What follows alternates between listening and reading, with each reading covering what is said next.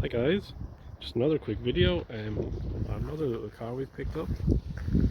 The Prius sold last week, quite quickly actually. I think the price is very right on it. It advertised 2750. It sold for 2650, and that was after paying 1800 for the car, 50 for an NCT, and around another 50 for a set of wiper plates and focusing the headlights. So there was a nice little profit in that. You don't always get them that good, but I was quite pleased with that, and obviously how quickly it sold. So this car here is a 2006 Suzuki Grand Vitara. It's a 1.6 petrol short wheelbase. Honestly, it's a pretty okay car. I gave it a wash. I haven't cleaned the inside of it yet, but I'll just give you a quick walk around, point out a few little things on it, and just give a general idea of the condition of things, maybe some stuff to look out for, and well, just different things like that. This one I actually picked up locally. I knew the person selling it.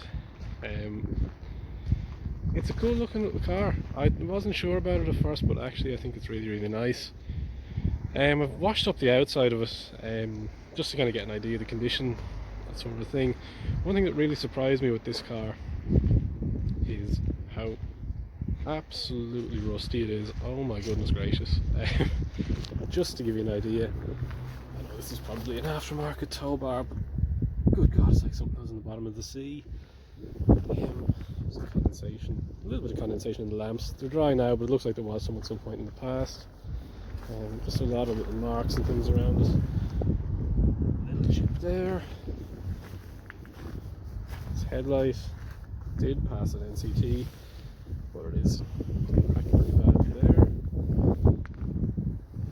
I think this tape is probably covering holes, or there may have at one point been spotlights mounted to the front of the car. Not a big deal, but I dare not peel it off, because you know, there's got to be holes under it. There's a bit of a scrape along that leading edge there, stone chip there. Other than that, visually on the outside, it's not too bad. Oh, well, actually, one other thing that just caught my eye. I don't know if these mirror caps are original. Pretty sure Suzuki wouldn't have fitted them with that. Maybe they did, but I doubt it. I don't know. If anybody does know, I'd love to know what you think. I might just go now. We'll pop the bonnet, have a little look under the bonnet, a little look around the inside, and just see what else we can see. So again, just briefly looking under the bonnet, some things to look out for. And initially surprised, it's good to see it's actually quite a nice dry engine, and no signs of any crazy leaks or anything like that. World's most trustworthy service history, can't forge that. Might as well be recorded online by the dealer, it's that trustworthy. And again, rust, like my goodness, like chassis leg, steering knuckle in there on the shock tower. These have been kind of touched up, same on this side. Like along the cooling panel here, you can kind of see all this silver spray. Like, what's going on? Are they all this rusty? Well, I don't know. I would love this. I'd love to see another one just for comparison. Originally I thought this was actually a UK car because there was so much kind of surface rust on different things. But doing a reg check, it is an Irish car from brand new, which is a little hard to believe. Obviously just the vitals. Brake fluid's not a bad colour, all things considered. Coolant is between min and max, not a bad colour. Engine oil is between min and max, but that's a good example. You can kind of see that of worn engine oil, or you know, you can kind of see the black or darker tinge to it, say compared to the Prius last week. I wouldn't be wild about the condition of the oil, it's probably acceptable, but really I'd say that needs to be changed. We'll have a look at the service history shortly and just see if we can confirm that. Battery looks pretty new, probably the best thing about the car really. Just move around to the boot briefly. See again, rust.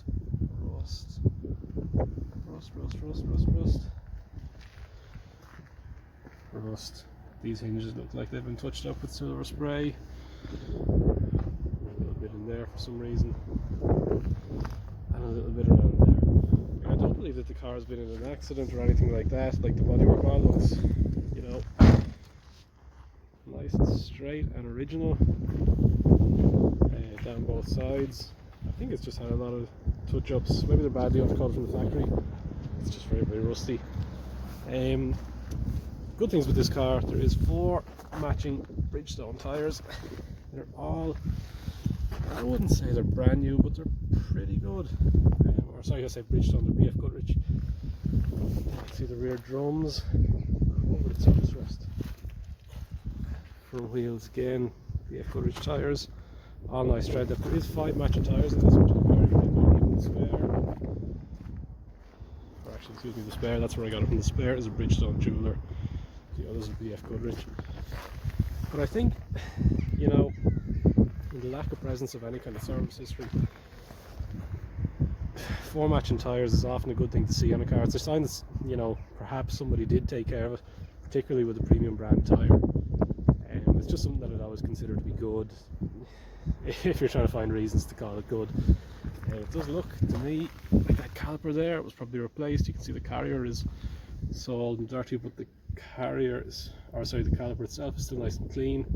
If we just compare that to the other side, maybe they've both been replaced, we'll find out now. Actually, that one looks the same. You can still see the sticker on the side of it, so it must have relatively recently had. You can still see the writing on the back of the brake pad in text, but still. So it has had some brake work in the recent past. Can't tell on the rears, obviously, because it has got drums. I think that really covers the mechanical end of things. You might just have a look around the inside, have a look at the service history, and kind of see where to go from there. Just listening to the engine running, if you can hear me speak or even hear yourself think over the sound of it. The engine itself sounds pretty good, pretty quiet. Definitely a bit of a whine from the belt drive area, maybe a pulley, maybe the belt itself. My gut is the alternator. Might have a little look at that later and just make sure there's nothing going to break anytime soon or give any kind of trouble. Other than that, it keeps to run pretty sweet, which is good. We just jump inside.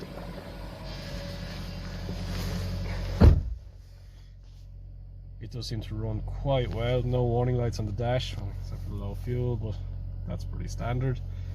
Something you buy through the trade. 180,000 kilometers.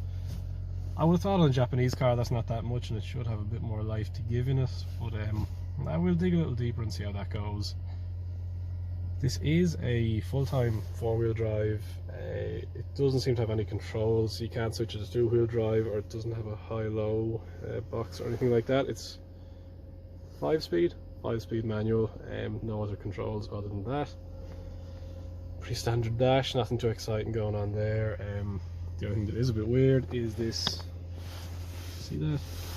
Illumi cancel button, which I guess is supposed to turn off the dash lights, but doesn't seem to work. I've only ever seen those in Saabs before, and I think it does work in the Saab. Doesn't seem to work here.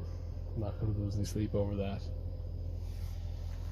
It's pretty clean, a little bit of hoovering to do.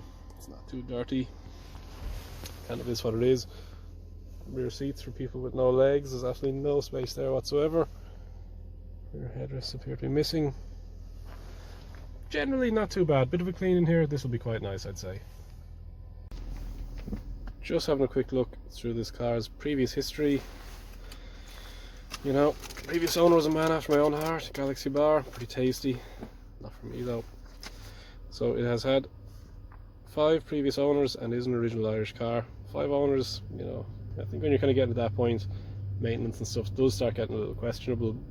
But I think at this age and price point, you're kind of buying on the car's current condition and not, you know, what it may or may not have been in the past. Just looking at the service history, what service history I should say, it has 3 stamps. 2009, took a bit of a break then on 2017 and 2019. There's not a lot to take from that service history, I think, in terms of TLC or care towards the car. The only kind of thing that I think you can take from it is 2019, which is 2 years ago, 155k. kind of fits with 179 now, so you know, to an extent half verifies the mileage in that regard. It has just passed the NCT, so obviously we can kind of, no, it's not an excuse or a substitute for maintenance, but you can kind of say, well, the rust mustn't be too bad, or they would have bulged up, because I think they're fairly tight for rust. The other thing it did fail on was condensate in the rear lamps. I did split those, clean those, dry them out and put them back in, and it did pass its retest. However, I don't know, I didn't bring it up for the test myself. I got a friend of mine to bring it up. I was a little busy that day. I don't know what would have to be wrong with a person to remove the NCT disc from the start like that. Jesus Christ, like, I don't know, I just don't know. But it did pass, and again, there's previous mileages, 146, 148, so it's very little done there that year, 162, 179.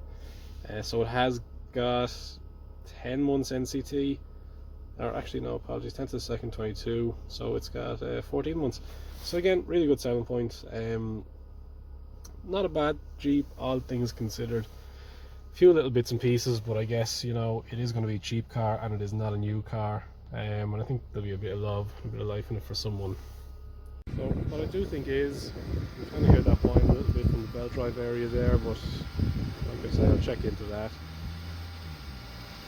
I don't know, kind of for what it is, it's about 1,500 euros, something like that.